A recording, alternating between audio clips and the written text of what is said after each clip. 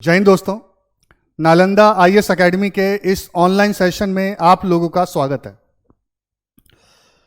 आज का जो टॉपिक है वो है ई रूपी। यूपीएससी प्रीलिम्स प्रैक्टिस क्विज 18 को स्टार्ट करते हैं। पीएम मोदी साहब ने जो है डिजिटल पेमेंट सॉल्यूशन के रूप में ई रूपी को लॉन्च किया है। ये जो ई रूपी है ये आम लोगों की जिंदगी को टेक्नोलॉजी से जोड़ने की एक कड़ी का नाम है। ये ई रूपी जो है, जब इंडिया अपनी 75th एनिवर्सरी ऑफ इंडिपेंडेंस, जिसे वो अमृत महोत्सव के नाम से मना रहा है, उस टाइम पर जो है हम ई रूपी को लॉन्च कर रहे हैं। ये ई रूपी जो है ये कैशलेस है, कॉन्टैक्टलेस इंस्ट्रूमेंट है। ठीक है जी। इसमें क्या होगा कि किसी को भी जो है फिजिकल फॉर्म में मनी को कैरी करने की जरूरत नहीं है। उनके मोबाइल में क्यूआर कोड या एसएमएस आ जाएगा और वो इसी से जो है अपना सामान या कोई भी सेवा जो है गुड सर्विस परचेज कर सकते हैं। पहले क्या होता था कि टेक्नोलॉजी जो है वो सिर्फ रिच लोगों के लिए होती थी, लेकिन अब जो समझने वाली बात है वो ये कि इंडिया जैसे देश जो हैं अब टेक्नोलॉजी को गरीब लोगों की लाइफ को बेटर बनाने के लिए कर रहे हैं। राइट। इसके लिए जो है हमने क्या स्टार्ट किया था, जैम, आपको पता ही होगा, J4 जनधन योजना, A4 आधार और M फॉर मोबाइल फोन। तो इन तीनों को जोड़कर जो है जैम करके जो है प्रोग्राम चलाया गया। आपको ये भी पता है डीबीटी, डायरेक्ट बेनिफिशियरी ट्रांसफर, यानी कि हम इसमें क्या होता है मिडल मैन को हटा देते हैं और जिनको जो बेनिफिशियरी हैं, ठीक है, जिनको लाभ देना है उनके अकाउंट में डायरेक्ट पैसा ट्रांसफर होता है। तो ये सब कुछ जो है हम कैसे कर पा रहे हैं, जब हम टेक्नोलॉजी को जोड़ते हैं राइट फाइनेंशियल सिस्टम से। तो ई रूपी क्या है, मैंने आपको पहले ही बताया, ये कैशलेस है। इसमें जो है क्या है कि जिसको ई रूपी दिया जाता है वो कैश के फॉर्म में नहीं दिया जाता। ठीक है। कॉन्टैक्टलेस है, सीधा उसके मोबाइल में आ गया जो पर्सन जो है, ठीक है, चाहे क्यूआर कोड के रूप में। क्यूआर कोड की फुल फॉर्म क्या है, क्विक रिस्पॉन्स कोड। ठीक है। या एसएमएस के रूप में, तो एसएमएस की फुल फॉर्म क्या है, शॉर्ट मैसेज सर्विस। राइट। तो ये फुल फॉर्म भी ध्यान रखना है, क्या पता हम ई रूपी पे फोकस कर रहे हैं, यूपीएससी इनकी फुल फॉर्म पूछ ले, ये ध्यान रखना है। तो ये क्या होता है, जो ई रूपी है इसके लिए जो परफेक्ट वर्ड है वो ई वाउचर है। ये मैं आपको बता दूं, वाउचर आपको पता ही है कि जैसे ये देख सकते हैं वाउचर जो है ये आपके सामने है। तो ये क्या होता है, प्रिंटेड पीस ऑफ पेपर होता है। तो जो इसका होल्डर है या तो उसको डिस्काउंट मिलता है या इस वाउचर को वो एक्सचेंज करके कोई भी गुड और सर्विस ले सकता है। तो जैसे प्रिंटेड फॉर्म में होता है वैसे ही ई रूपी जो है वो क्या होता है, डिजिटल फॉर्म में होता है। तो डिजिटल पेमेंट के लिए यूज हो रहा है। और सबसे इंपॉर्टेंट बात है वो ये कि ये वन टाइम पेमेंट मैकेनिज्म पर बेस्ड है। क्लियर है कि नहीं, कि जिसके मोबाइल में ये मैसेज आया वो ही पर्सन जो है अब इसे क्या कर सकता है, रिडीम कर सकता है, इसको यूज कर सकता है और सिर्फ एक ही बार कर सकता है। That's it. प्यारे बच्चों, ई रूपी को डेवलप किसने किया है, national payments corporation of India, NPCI ने। इसके साथ और कौन जुड़े हुए हैं, वो जुड़े हुए हैं डिपार्टमेंट ऑफ फाइनेंशियल सर्विसेज। और कौन जुड़ा हुआ है, ministry of health and family welfare. और कौन जुड़ा हुआ है, द नेशनल हेल्थ अथॉरिटी। आप इसको देखकर समझ सकते हैं कि ई रूपी का जो यूज जो है वो कौन से डिपार्टमेंट या कौन से एरिया में यूज किया जाएगा। ई रूपी जो है ये पर्सन स्पेसिफिक है, यानी कि जिस पर्सन को आपने ई रूपी उसके मोबाइल में क्यूआर कोड या एसएमएस के रूप में भेजा है वही पर्सन इसको रिडीम कर सकता है। और दूसरा, वो पर्सन भी जो है इसको कैसे यूज करेगा, अब पर्पस स्पेसिफिक पेमेंट है, मतलब जिस पर्पस के लिए भेजा है उसी पर्पस के लिए जो है आप इस ई रूपी को यूज कर सकते हैं, किसी और पर्पस के लिए नहीं कर सकते। समझे नहीं समझे, कहने का मतलब यह है कि अगर आपको सपोज करो कि अभी वैक्सीन का सिस्टम चल रहा है, राइट, कोविड-19 के वैक्सीन का, ठीक है, तो किसी को अगर एक जो है ई रूपी मिल गया जी कि भाई आप इससे वैक्सीन परचेज कर सकते हैं, तो जिस पर्सन को भेजा गया वही पर्सन जो है उस ई रूपी का यूज करके वैक्सीन परचेज करेगा और सिर्फ वैक्सीन ही परचेज करेगा, कुछ और परचेज नहीं कर सकता। क्लियर है। तो इससे आपको यह पता लग गया होगा कि ई रूपी जो है वो डिजिटल करेंसी नहीं है, क्योंकि अगर करेंसी होती तो जिस पर्सन के हाथ में वो कोई भी यूज कर सकता है, लेकिन यहां पर क्या है, पर्सन स्पेसिफिक यूज करेगा। और अगर ये करेंसी होती तो वो किसी भी पर्पस के लिए यूज कर सकता था, लेकिन यहां पर ऐसा नहीं है, यह ध्यान रखना है। और ये सिर्फ एक बार यूज कर सकते हैं बस। जबकि आपको पता करेंसी तो जितनी बार चाहे उतनी बार यूज कर सकते हैं, जो उसका बेरर है उसको उतनी बार यूज कर सकता है, लेकिन यहां पर ऐसा नहीं होगा।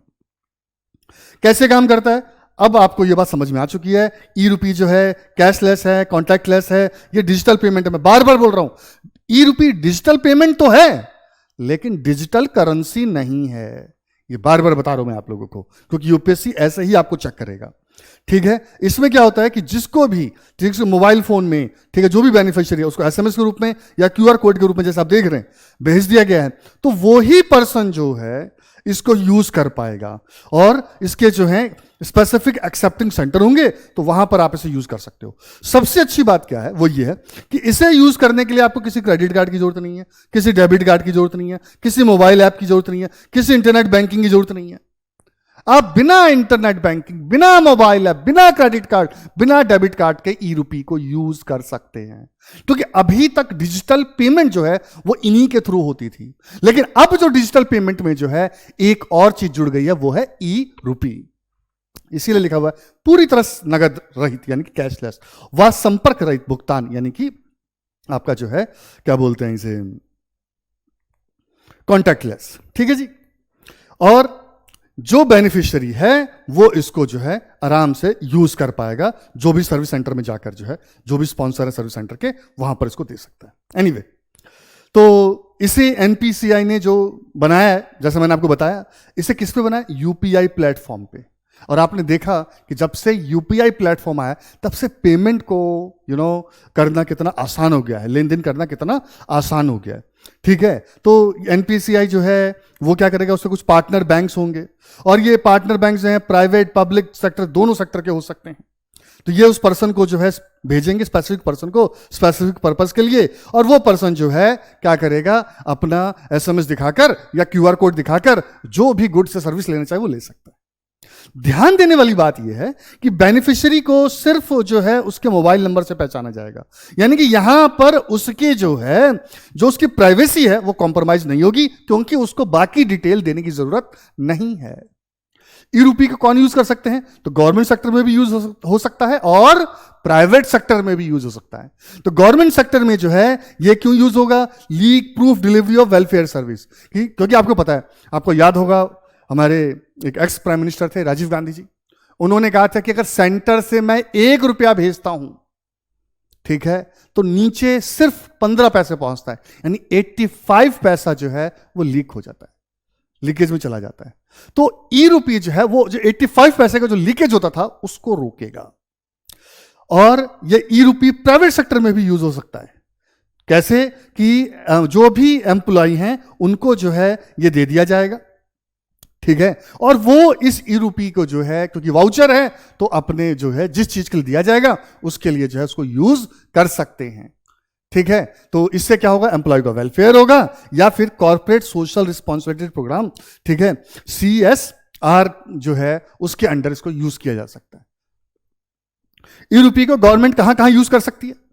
तो ई रूपी को जो है mother and child welfare scheme में यूज किया जा सकता है। क्लियर है कि नहीं? जैसे कि सपोज करो कि कोई प्रेग्नेंट लेडी है, ठीक है जी, तो गवर्नमेंट ने कहा कि भाई आपको जो है क्या है कि रोज 2 अंडे खाने हैं और 1 लीटर दूध मिलेगा, ये गवर्नमेंट की तरफ से मिलेगा। क्लियर है कि नहीं? तो लेडी के मोबाइल पर जो है क्या आ जाएगा, वो ई रूपी आ जाएगा और वो किसी भी शॉप में जाकर वहां पर जो है उसको दिखाएंगी और उनको एग और दूध मिल जाएगा। क्लियर है कि नहीं? ठीक है, तो इससे जो न्यूट्रिशन की प्रॉब्लम है वो खत्म हो जाएगी। और उस ई रूपी से जो लेडी जो है वो सिर्फ दूध और अंडे ही ले सकती हैं, कोई और चीज नहीं ले सकती, और सिर्फ वो ही ले सकती हैं, कोई और नहीं ले सकता। दूसरा, टीबी रेडिकेशन प्रोग्राम में इसको यूज कर सकते हैं, आयुष्मान भारत में यूज कर सकते हैं, प्रधानमंत्री जन आरोग्य योजना में इसको यूज कर सकते हैं, फर्टिलाइजर सब्सिडी में इसको यूज कर सकते हैं। समझे नहीं समझे? यानी कि हेल्थ के अलावा एग्रीकल्चर और बाकी सेक्टर में भी इसको यूज किया जा सकता है। क्लियर है कि नहीं? जैसे किसी किसान के मोबाइल पर आ गया ई रूपी, तो वो क्या कर सकता है, ई रूपी को दिखाकर किसी भी फर्टिलाइजर की शॉप में उसको दिखाएगा तो उसको फर्टिलाइजर मिल जाएगा या उसमें सब्सिडी मिल जाएगी या डिस्काउंट मिल जाएगा। तो इससे क्या होगा कि कोई गलत फार्मर इसको यूज नहीं कर सकता, गलत पर्सन इसको यूज नहीं कर सकता, और वो किसी इसको और पर्पज भी यूज नहीं कर सकता। उसे सिर्फ क्या खरीदना पड़ेगा, उन्हें फर्टिलाइजर ही खरीदना होगा। क्या इसका एग्जाम्पल ये जो ई रूपी जो है, वाउचर बेस्ड जो वेलफेयर सिस्टम जो है, क्या वर्ल्ड के बाकी हिस्सों में भी यूज होता है या सिर्फ इंडिया में ही हो रहा है? तो मैं आपको बताऊं, यूएस जैसा देश इसको ऑलरेडी यूज कर रहा है एजुकेशन के सेक्टर में। वहां पर क्या होता है, पेरेंट्स और बच्चों को जो है स्कूल वाउचर दे दिया जाता है। अब वो उस स्कूल वाउचर को जो है किसी भी स्कूल में अपनी मर्जी के जो है क्या कर सकते हैं, यूज कर सकते हैं। तो वहां पर देखे ना, freedom to choose my future my school, ठीक है, कि वहां बच्चे की मर्जी है, जिस स्कूल में पढ़ना वहां पढ़ो। आपके पास पैसे नहीं है तो गवर्नमेंट आपको ई वाउचर, या जिसे इंडिया में क्या बोल रहे हैं, ई रूपी के रूप में भेज दिया जा सकता है। तो इससे क्या होता है कि डायरेक्ट पेरेंट्स के पास जो है वाउचर पहुंचता है और वो अपनी मर्जी के स्कूल को चूज कर सकते हैं। इसके अलावा और कौन से देश यूज कर रहे हैं? तो कोलंबिया या अमेरिका देख रहे हैं, यहां कोलंबिया है, ठीक है। चिले, ये देख रहे हैं आप, चिले जो है, ये देखिए, ये यहां पर जो है, ये बिल्कुल देख रहे हैं आप, ये ठीक है। यहां स्वीडन, यूरोप में स्वीडन को देख सकते हैं। हांगकांग, ये चाइना, यहां आप हांगकांग को देख सकते हैं। तो ये देश भी जो है इस सिस्टम को ऑलरेडी यूज कर रहे हैं। ई रूपी से कस्टमर को क्या फायदा होता है? तो सबसे पहली बात यह है कि कॉन्टैक्टलेस है। समझे नहीं समझे? जैसे पहले अगर किसी को वाउचर दोगे, मेरे हाथ से वाउचर जो है किसी और के हाथ में जाएगा, फिर उसके हाथ से किसी और में जाएगा, ये क्या कॉन्टैक्टलेस है। और इस कोविड-19 के टाइम पर कॉन्टैक्टलेस जो क्या बोलते हैं पेमेंट है, इसकी वैल्यू काफी बढ़ गई है। इजी रिडम्पशन, आप आराम से इसको रिडीम कर सकते हैं। 2 स्टेप्स है। फर्स्ट स्टेप में जो पर्सन है, बेनिफिशियरी है, उसके मोबाइल पर आता है। सेकंड स्टेप में जो है वो क्यूआर कोड को और एसएमएस को जो है जो भी सर्विस सेंटर है वहां पे जाके दिखाता है, रिडीम हो जाता है। सिंपल से 2 स्टेप। थर्ड क्या है? Safe and secure. क्यों? क्योंकि बेनिफिशियरी को अपने पर्सनल डिटेल शेयर नहीं करने पड़ते, उसकी प्राइवेसी मेंटेन रहती है। और सबसे अच्छी बात क्या है कि इस पूरे डिजिटल को करने के लिए जो है किसी भी बैंक की जरूरत नहीं है, किसी बैंक ऐप की जरूरत नहीं है, बैंक अकाउंट की जरूरत नहीं है। देखिए, यह बात बहुत ज्यादा इंपॉर्टेंट इसलिए हो जाती है, वैसे जनधन योजना और उससे पहले भी जो है गवर्नमेंट के स्टेप से बहुत से लोगों के अकाउंट खुले हैं, लेकिन अभी भी बहुत सारे लोग हैं जिनका अकाउंट नहीं खुला है तो वो बंद है, क्योंकि उसमें ट्रांजेक्शन नहीं हो पा रही। तो अब क्या है, इस समस्या को खत्म कर दिया जाएगा ई रूपी से। ई रूपी के और क्या सिग्निफिकेंस है? तो इसमें क्या है, जो आप जिसकी हेल्प कर रहे हो वो टारगेटेड होगा, नहीं समझे, किसी और की नहीं। जिसको टारगेट करना उसी के पास जो है ई रूपी पहुंचेगा। ट्रांसपेरेंट, किसके पास पहुंचा है, सारी चीजें जो है वो रिकॉर्डेड होंगी। और लीकेज फ्री, ये नहीं कि कहीं से कहीं पहुंच जाएगी या कोई इसका मिसयूज कर लेगा, बिल्कुल नहीं। सेकंड देखें, ई रूपी वाउचर का जो सबसे इंपॉर्टेंट है वो डीबीटी स्कीम को बहुत फायदा होगा। अभी तक क्या होता था कि जो बेनिफिशियरी होता था उसके अकाउंट में पैसा जाता था, क्लियर है कि नहीं, लेकिन उसके अकाउंट में जो पैसा जाता था तो पर्सन तो चलो स्पेसिफिक हो गया कि जिस पर्सन के पास जाना वहां पहुंच गया, लेकिन पर्पस स्पेसिफिक नहीं था, क्योंकि जिसके अकाउंट में पैसा गया उस पैसे को वो किसी और पर्पस में भी यूज कर सकता है। लेकिन यहां पर ये सिस्टम खत्म। यहां पर क्या होगा, स्पेसिफिक पर्सन के पास जाएगा और वो इस ई रूपी को जो है स्पेसिफिक पर्पस के लिए ही यूज कर पाएगा। ई रूपी जो है इसको अगर हम देखें तो 21st सेंचुरी में, ठीक है, एडवांस टेक्नोलॉजी के थ्रू हम आम लोगों की मदद कर सकते हैं, क्लियर है कि नहीं। और इस ई रूपी की इंपॉर्टेंस इसलिए भी बढ़ जाती है कि जो central bank digital currency CBDC जो है आपका, ठीक है, जो लॉन्च होने वाला है, तो ई रूपी उसके लिए फाउंडेशन तैयार करेगा कि डिजिटल पेमेंट को, ठीक है, हम कैसे इंडिया में सक्सेसफुल तरीके से स्टार्ट कर सकते हैं, आगे बढ़ा सकते हैं। क्या इस ई रूपी को इंप्लीमेंट करने में कुछ चैलेंजेस भी हैं? जी हां, ठीक है। ये तो सही है कि इसके लिए कोई स्मार्टफोन नहीं चाहिए, ये सही है कि इसके लिए अकाउंट नहीं चाहिए, लेकिन मोबाइल फोन तो चाहिए। तो मोबाइल फोन के बारे में बताऊं कि इंडिया के 78% पॉपुलेशन के पास ही क्या है, मोबाइल फोन है। ये डाटा रिपोर्टल के हिसाब से हमें पता चला है। और 2019 से 2020 के बीच में जो है कनेक्शन बढ़ने के बदले 1.4% का ड्रॉप देखने को मिला है। यानी कि 22% से ज्यादा लोगों के पास जो है क्या है, मोबाइल फोन नहीं है। और जब इस कंडीशन में जो है, जब लोगों के पास मोबाइल फोन नहीं है, तो ई रूपी को, ठीक है, इंप्लीमेंट करना जो है हमारे लिए जो है एक प्रॉब्लम तो होगी। अब अक्सर बच्चों के मन में प्रॉब्लम या डाउट है, या ई रूपी और जो डिजिटल करेंसी है, क्रिप्टो करेंसी है, या जो सेंट्रल बैंक की जो डिजिटल करेंसी है सीबीडीसी, उन दोनों में सिमिलैरिटी है क्या? जी हां, सिमिलैरिटी है। क्या सिमिलैरिटी है? कि दोनों में, यानी ई रूपीज में भी और डिजिटल करेंसी क्रिप्टो करेंसी में मिडल मैन की कोई जरूरत नहीं, बैंक की जरूरत कोई नहीं है। दोनों डिजिटल फॉर्म में है, नाम से ही पता चल रहा है। दोनों कैशलेस है, फिजिकल मनी की कोई जरूरत नहीं है, और दोनों हमारा टाइम बचाती हैं। लेकिन इसमें हमें यह भी ध्यान रखना है, सिमिलैरिटीज तो लोगों को लगता है, लेकिन डिफरेंस सबसे ज्यादा है। क्योंकि लोगों को लगता है ये दोनों कॉमन है। नहीं, ये कॉमन नहीं है, इसमें डिफरेंस है। क्या डिफरेंस है? ई रूपी के लिए हमें इंटरनेट की जरूरत नहीं है। डिजिटल करेंसी यानी कि जो आपकी क्रिप्टो करेंसी है उसके लिए जो है हमें इंटरनेट की जरूरत पड़ती है। ई रूपी में कोई मनी क्रिएट नहीं किया जाता, ये एक वाउचर बेस्ड सिस्टम है, मैंने आपको पहले भी बताया। लेकिन इसको तो नाम ही करेंसी है, ठीक है, डिजिटल करेंसी, तो इसमें मनी क्रिएशन होता है। जैसा मैंने आपको बताया कि क्या है, डिजिटल गिफ्ट कार्ड है, लेकिन ये क्या है, डिजिटल फॉर्म ऑफ मनी है। ये जो ई रूपी है ये ट्रांसफरेबल नहीं है, नॉन ट्रांसफरेबल है। पहले आपको बताया था कि ये पर्सन स्पेसिफिक है, जिस पर्सन के पास जाएगा वही पर्सन इसको रिडीम कर सकता है, वो किसी और पर्सन को नहीं दे सकता। लेकिन डिजिटल करेंसी क्या है, ट्रांसफरेबल है। मैं ए को दे सकता हूं, ए आगे बी को दे सकता है, बी आगे सी को दे सकता है। क्लियर है कि नहीं? ई रूपी जो है वो जो एग्जिस्टिंग पैरेलल सिस्टम है उसके साथ काम करेगा, लेकिन डिजिटल करेंसी क्या है, वो एग्जिस्टिंग सिस्टम को खत्म कर देता है, उसको रिप्लेस कर देता है। ये क्या है, वन टाइम पेमेंट मैकेनिज्म है कि भाई आप एक ही बार इसको यूज कर सकते हो। लेकिन डिजिटल करेंसी का पीयर टू पीयर, जितनी बार यूज करना है उतनी बार यूज करो। ई रूपी को आप स्पेसिफिक ट्रांजेक्शन के लिए यूज कर सकते हो। जैसे मैंने आपको बताया कि कोई फार्मर है, वो क्या लेना चाहता है, फर्टिलाइजर लेना चाहता है, और उसके लिए उसके पास ई रूपी आए, तो वो सिर्फ उसी पर्पस के लिए यूज कर सकता है। लेकिन करेंसी तो आप जिस पर्पस के लिए चाहे उसके लिए यूज कर सकते हैं। ई रूपी को एनपीसीआई के यूपीआई प्लेटफॉर्म से तैयार हुआ है, लेकिन ये जो है आपका डिजिटल करेंसी, ये ब्लॉकचेन प्लेटफॉर्म है, और ब्लॉकचेन प्लेटफॉर्म के लिए आप हमारी पिछली वीडियोस देख सकते हैं। अब इसके बेस पे कुछ क्वेश्चंस हैं, जरा देखें इसको आप लोग कैसे जवाब देते हैं। ये पहला क्वेश्चन है, इसका जवाब दें आप लोग, इनमें से कौन सा सही नहीं है। तो आपको बताना है कि भाई ये दोनों स्टेटमेंट क्या है, सही है, तो इसलिए आंसर क्या होगा, डी होगा। सेकंड क्वेश्चन, कौन सा सही नहीं है? तो दोनों ही सही नहीं है, क्योंकि ई रूपी जो है ट्रांसफरेबल नहीं होता, मैंने आपको पहले बताया। और ई रूपी जो है ब्लॉकचेन प्लेटफॉर्म से नहीं चलता, आपको बताया ये एनपीसीआई के यूपीआई प्लेटफॉर्म पे चलता है। अब आपको बताना कौन सा सही नहीं है ई रूपी और डिजिटल करेंसी की सिमिलरिटीज के बीच में। आंसर है सी, 2 और 3 जो है वो सही नहीं है। ये लिखा है कि दोनों both are not available in digital form, नहीं भाई, दोनों डिजिटल फॉर्म में है। थर्ड है कि बोथ आर नॉट कैशलेस, नहीं भाई, बोथ आर कैशलेस। ठीक है, दोनों हमारा टाइम बचाते हैं, ये सही है। ठीक है, दोनों जो है मतलब मिडलमैन के खत्म कर देते हैं। तो ये फर्स्ट एंड जो फोर्थ है वो मतलब स्टेटमेंट सही है, और सेकंड और थर्ड जो है वो स्टेटमेंट सही नहीं है। ई रूपी इज डेवलप्ड बाय, आपको बताना है कि किसने इसको डेवलप किया। इसका आंसर क्या होगा, आपको बता दूं, इसका आंसर डी है। इसको एनपीसीआई ने भी डेवलप किया है, इसके साथ department services, ministry of health and family welfare और नेशनल हेल्थ सर्विस अथॉरिटी। अब इस क्वेश्चन का आंसर आप लोग जो है अपने कमेंट बॉक्स में देंगे, तो बताएं इसमें से कौन सा जो है करेक्टली मैच है।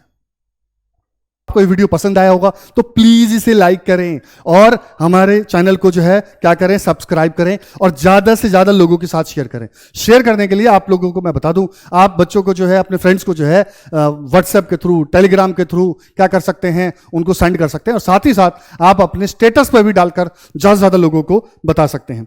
इसके अलावा जो नालंदा आईएएस एकेडमी जो है वो आपको ऑनलाइन ऑफलाइन टेस्ट सीरीज भी ऑफर करता है। ठीक है, और हमारी जो टेस्ट सीरीज है मैं आपको पहले बता चुका हूं, वो पहले इजी क्वेश्चंस आपको देते हैं, उसके बाद जो है आपका इंटरमीडिएट क्वेश्चंस होते हैं, एंड देन फिर आपका एडवांस क्वेश्चन होते हैं। ठीक है, तो इस तरीके से आपका लेवल हम धीरे धीरे बढ़ाते जाते हैं, और फिर 1+1 स्ट्रेटेजी से आपको रिवीजन करवाते हैं। तो ऑनलाइन ऑफलाइन टेस्ट सीरीज चाहिए तो आप हमें इन नंबर पे कॉल करें। ठीक है, और सबसे अच्छी बात और भी है, वो ये कि इसके साथ साथ जो है क्लासेस वो ऑनलाइन ऑफलाइन, ठीक है, दोनों आपको जो है अवेलेबल करवाई जाती है। ठीक है, तो इसके लिए भी आप हमें इन नंबर पे कॉल करें।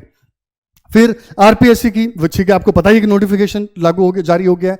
ठीक है, तो आप जो है इसके रिलेटेड टेस्ट सीरीज और क्लासेस के लिए भी जो है हमें इन नंबर पे फोन कर सकते हैं। ठीक है, और फिर आंसर राइटिंग, क्योंकि इसके बिना कोई काम नहीं चलेगा, तो हम 2 आंसर जो है डेली आपको प्रैक्टिस करवाएंगे, एक स्टैटिक पोर्शन पर, एक करंट पोर्शन पे। ठीक है, तो अगर आप इस तरीके से तैयारी करना चाहते हैं, एक साथ 20 क्वेश्चन कोई बच्चा नहीं कर सकता। अगर आप फ्रैंकली स्पीकिंग आंसर राइटिंग आपको नहीं आती, 20 क्वेश्चन लिखकर आप कुछ नहीं सीखने वाले, क्योंकि जो आप पहले क्वेश्चन गलती करेंगे वही दूसरे में करेंगे, वही तीसरे में करेंगे, तो कोई बेनिफिट नहीं है इसका। तो इसलिए आप 1 by 1 वही ब्लॉकचेन, ठीक है, कि पहले एक को लिखें, फिर जब वो आ गया फिर दूसरा लिखें, फिर तीसरा लिखें। ठीक है, तो ब्लॉकचेन टेक्नोलॉजी का यूज करके आप अपनी आंसर राइटिंग को भी डेवलप कर सकते हैं। तो आई होप आपको ये सारी बातें समझ में आई होगी। Thank you very much, God bless you all, जय हिंद।